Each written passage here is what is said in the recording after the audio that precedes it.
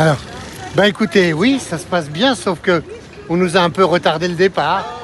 Donc évidemment, mais heureusement, c'est une population. Les Russes sont patients, comme vous le savez. Et Vous-même, vous êtes russe? je suis franco-russe. Je suis français et russe. C'est-à-dire, en fait, les deux pays européens qui ont le plus intérêt à s'allier et à être ensemble. Vous dites Que ça en comme- rapport avec l'actu, je pense. Hein, Avec tout. oui. Avec l'histoire, avec l'actu, avec ce que disait le général de Gaulle, qui disait que quand les relations avec la Russie étaient bonnes, tout était bon pour la France. D'accord. Et quand elles étaient mauvaises, c'était pas très bon pour la France. Et malheureusement, l'actualité a l'air de le confirmer un peu. Donc voilà, c'est dommage. Mais bon, aujourd'hui, avec cette commémoration, qui est d'abord une commémoration, évidemment, qui est aussi une fête, parce que c'est la victoire.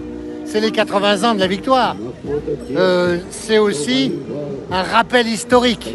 Parce que malheureusement, on a un peu tendance à oublier que le continent européen, il doit ne pas être nazi, essentiellement aux forces soviétiques et russes, qui ont mis le maximum pour écraser le nazisme. Et qui ont subi de lourdes pertes.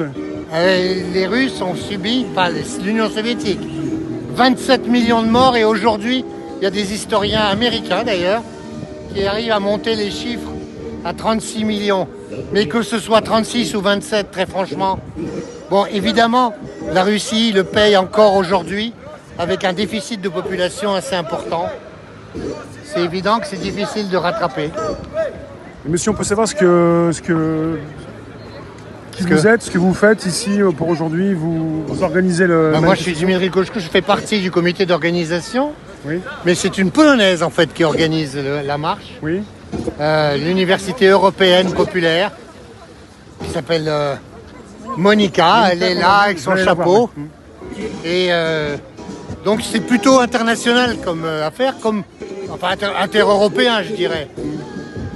Donc avec des Russes, des Polonais, mais qui ne sont pas du tout aujourd'hui ennemis les uns des autres. Au contraire, ils construisent la vraie Europe, celle des nations et celle qui pourrait continuer à garder un vrai poids dans le monde si elle ne s'auto-détruisait pas comme elle a tendance à le faire.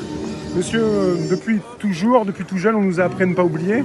Après, ça dépend de ce qu'on nous a appris, puisqu'il y a une époque où c'était donc, pour certains, pour vous en tout cas, on vous a dit que c'était donc les Russes qui avaient gagné la guerre, ou qui avaient réussi Oui. à terminer cette guerre. Et après, des dizaines d'années plus tard, on en parlait des Américains. Ben oui, mais ça fait partie justement des rectifications historiques qu'on est en train de faire ici. Un hommage, c'est important en sachant bien ce qui s'est passé, quoi. Bien sûr, c'est une commémoration. Et vous savez qu'il y a des jeunes Oui, madame. qui m'ont demandé ce que c'était que ce drapeau-là, quand même. Oui, c'est bien, déjà. Posez la question. Il y en a qui posent pas la question. Enfin, je trouve Il y en ça a un peu qui posent même dramatique pas de la ne pas question. savoir ce que c'est que ce drapeau-là, quand même. C'est fabuleux. Voilà, j'aurais dit d'apprendre l'histoire. Oui, il y a un petit problème, il y a un problème quand même d'éducation nationale, Oui. évidemment. Vous, Alors, plus jeune, on vous a appris que c'était les Russes. non, moi À j'ai l'école. lu quelques livres d'histoire. Mais à l'école, vous oui, disiez à quoi l'histoire quand même. Moi, en mon temps, on reconnaissait encore À l'école. que ouais. c'était l'Union soviétique qui avait remporté, et que c'est Stalingrad et Koursk qui ont été le tournant déterminant pour la guerre et pour battre le nazisme. Oui, Mais bien on n'est sûr. pas du même âge, moi c'est pas ce qu'on m'a dit, mais bon, ouais, pour ça, je vous C'est dis vrai ça. Et ben pourtant, si, quand même. Si, on en parlait, Ça mais moi- dépendait peut-être des profs. Ouais. Mais non. Alors après, ça je vous conseille de lire un bouquin de Branca, d'Éric Branca, Oui. qui s'appelle L'ami américain, Oui. où il explique très très bien à quel point la bataille de Stalingrad a été importante Oui, bien sûr. pour que dans l'Afrique du Nord, le De Gaulle se fasse reconnaître par le Conseil de la Résistance. Parce que Roosevelt ne voulait pas de lui. Jean Monnet préconisait d'assassiner De Gaulle, alors qu'il y a des rues Jean Monnet, hein. Et que, en fait, les États-Unis préparaient, et quand ils ont fait le débarquement en juin 1944, eh bien, ils s'apprêtaient à installer une zone d'occupation en France. Et c'est notamment grâce aux Russes, à Churchill aussi, il faut bien le dire, et évidemment à De Gaulle et à la Résistance, qu'on n'a pas été une zone d'occupation. Donc ça s'est joué de peu, Avec c'est des ça dollars. Ouais, ça s'est joué de peu. Ça s'est joué quelquefois à 2 heures près, quand les préfets qui ont été envoyés par De Gaulle sont arrivés à occuper les préfectures plus tôt que ceux qui étaient envoyés par les Américains. Absolument. peux vous C'est demander vrai. une dernière question, ce que vous pensez de la situation actuellement? Est-ce que vous êtes optimiste? Bah, disons que Pour là, la on est suite. en commémoration. Oui. Mais je dirais que, attention, l'Europe a une petite tendance à avoir voulu se suicider au XXe siècle. Oui. Je ne voudrais pas qu'elle se suicide définitivement au XXIe.